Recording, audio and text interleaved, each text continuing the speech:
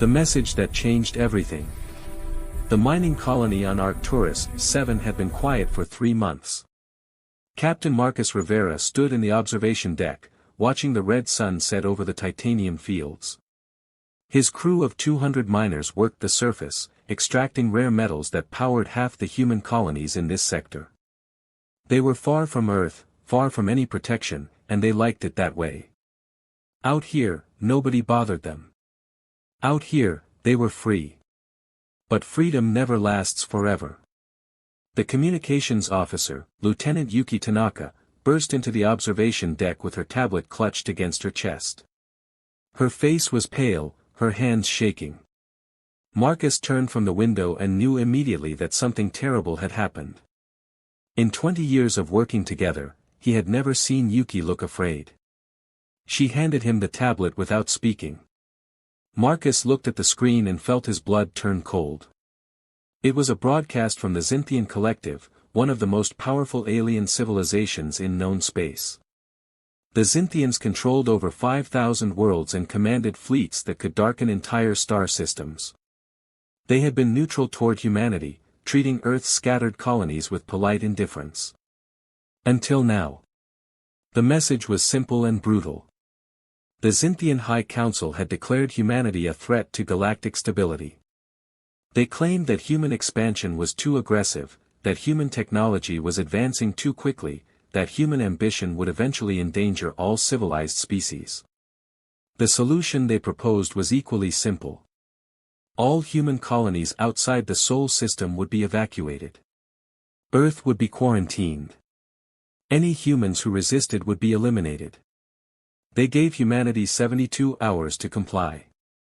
Marcus read the message 3 times, hoping he had misunderstood. He had not. The Xinthians were not asking. They were not negotiating. They were telling humanity to give up everything beyond Earth or face extinction. And they had the power to enforce their demand. Their fleet was already moving, thousands of warships heading toward human space from a dozen different directions. Yuki finally found her voice. She asked what they should do. Marcus looked around the observation deck at the mining colony spread out below. These people had spent years building this place. They had families here. They had lives here. Some of them had been born on Arcturus 7 and had never seen Earth. How could he tell them to abandon everything and run back to a planet most of them barely remembered? But what choice did they have? The Xinthian fleet would arrive in less than a week. Arcturus 7 had no weapons, no defenses, no way to fight back. They were miners, not soldiers. If they stayed, they would die. It was that simple. Marcus made the announcement that evening. The reaction was exactly what he expected. Some people cried. Some people raged. Some people started packing immediately. A few, the ones who had nowhere else to go, simply sat in silence and stared at nothing. The evacuation began the next morning. They had 2 days to load everything they could carry onto their transport ships and leave. As the colony emptied, Marcus walked through the abandoned buildings one last time. The cafeteria where his crew had shared meals and stories. The recreation hall where they had celebrated births and mourned deaths. The workshop where they had repaired equipment and invented solutions to problems nobody on Earth could have imagined. All of it would be left behind. All of it would be lost. He found Yuki in the communications center, still monitoring broadcasts from other human colonies. The news was the same everywhere. Humanity was retreating. Hundreds of colonies were being abandoned. Millions of people were fleeing back toward Earth, carrying whatever they could save and leaving everything else to the aliens who had decided humanity had no right to exist beyond its home world. But something in the broadcasts caught Marcus's attention. Not all the colonies were running. Some were refusing to leave. Some were gathering their ships and heading toward a meeting point in neutral space. Some were talking about fighting back. It was insane, of course. Humanity had perhaps 500 warships scattered across dozens of systems. The Xinthians had thousands, and their technology was superior in every way. Any fight would be a massacre. Yuki saw him reading those broadcasts and asked if he was thinking what she thought he was thinking. Marcus did not answer immediately. He looked at the screen, at the messages from colonists who refused to surrender, who refused to accept that their dreams of exploring the stars were over. They were brave or foolish or both. But they were not wrong. If humanity abandoned every colony, if they let themselves be pushed back to Earth without resistance, then the Xinthians would know they could do anything they wanted. Today it was evacuation. Tomorrow it might be something worse. Marcus made his decision. He told Yuki to send a message to Earth, to the Colonial Defense Force, to anyone who would listen. Tell them that Arcturus 7 was not running. Tell them that Captain Marcus Rivera and anyone who wanted to stand with him would meet the Xinthian fleet when it arrived. Tell them that humanity deserved better than this, and someone needed to prove it. Yuki stared at him like he had lost his mind. Maybe he had. But she sent the message anyway. Within hours, responses started coming back. Not many, but enough. Other colonies that were refusing to run. Other captains who had decided that retreating to Earth meant giving up everything that made humanity worth preserving. They agreed to meet at Arcturus 7. They agreed to stand together. They agreed to show the Xinthians that humanity would not go quietly into the darkness. The Xinthian fleet would arrive in 5 days. Marcus and his people had that long to prepare for a battle they could not win. But sometimes, he thought, winning was not the point. Sometimes you fought because the alternative was worse than death. Sometimes you fought because surrender meant losing who you were. The gathering storm. The first ships began arriving at Arcturus 7 within 36 hours of Marcus's message. They came from mining colonies, research stations, trading outposts, and frontier settlements scattered across human space. Most were cargo haulers or passenger transports that had been hastily modified with whatever weapons their crews could find or build. A few were actual military vessels, patrol ships and escorts that had been defending the outer colonies.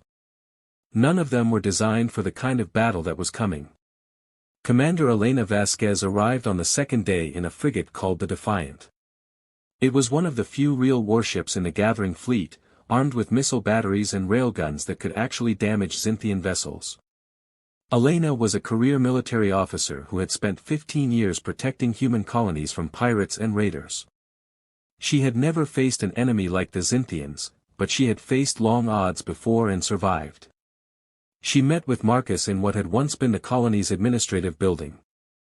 The room was empty now, all the furniture and equipment loaded onto evacuation ships.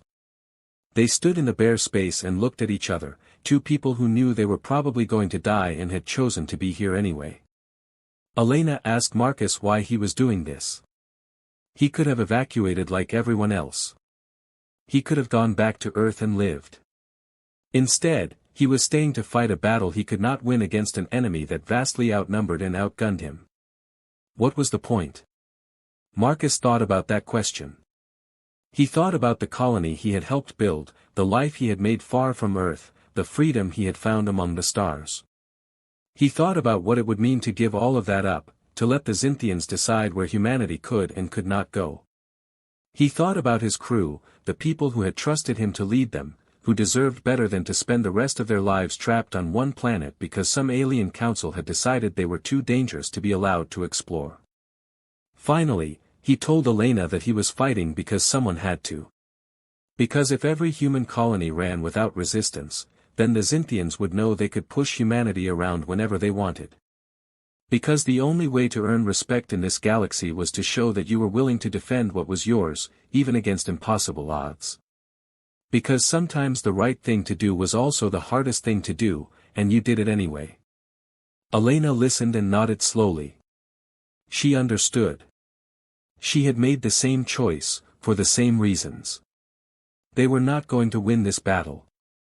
They both knew that. But they could make the Xinthians pay for their victory. They could show the galaxy that humanity would not go down without a fight. They could buy time for other colonies to evacuate, for Earth to prepare its defenses, for humanity to figure out what to do next. Over the next 3 days, more ships arrived. By the time the Xinthian fleet was due to arrive, Marcus had 47 vessels under his command. It was not much. The Xinthians were bringing over 300 ships, each one larger and more powerful than anything in the human fleet. But it was something. It was enough to make a stand. Marcus organized his small fleet into groups based on their capabilities. The few military ships would form the front line, engaging the Xinthian fleet directly and trying to inflict maximum damage before they were destroyed. The armed freighters and transports would stay back and provide supporting fire, targeting any Xinthian ships that broke through the front line. The unarmed vessels would hang back at the edge of the system, ready to escape and carry word of what happened here to the rest of humanity. They practiced maneuvers, ran simulations, and prepared as best they could. Everyone knew it was not enough. The Xinthians had better ships, better weapons, better shields, better everything. The human fleet would be destroyed, probably within the first hour of battle. But they would go down fighting, and that mattered. On the final night before the battle, Marcus gathered his captains for one last meeting. They stood together in the observation deck of Elena's frigate and looked out at their small fleet floating in space around Arcturus 7. 47 ships crewed by volunteers who had chosen to stand and fight rather than run and hide. It was beautiful and tragic at the same time. Marcus thanked them for coming. He told them that what they were about to do would be remembered. Maybe not by everyone, maybe not for long, but somewhere, someone would know that humanity had stood its ground when it mattered most. He told them that they were buying time for millions of other humans to escape, that their sacrifice would save lives, that they were heroes whether they survived or not. Elena added that the Xinthians expected an easy victory. They expected humanity to scatter like frightened children. Instead, they were going to find warriors who refused to back down. The Xinthians might win this battle, but they would learn something important about humanity in the process. They would learn that pushing humans around came with a price. They would learn that humanity did not scare easily. They would learn to think twice before threatening human colonies again. The captains nodded. Some of them were scared. All of them were determined. They shook hands, embraced, and returned to their ships. Tomorrow, the Xinthian fleet would arrive. Tomorrow, the battle for Arcturus 7 would begin. Tomorrow, humanity would show the galaxy what it meant to stand and fight against impossible odds. Marcus stood alone in the observation deck after everyone left and watched the stars. He thought about Earth, so far away. He thought about the millions of humans living on hundreds of worlds, depending on people like him to protect them.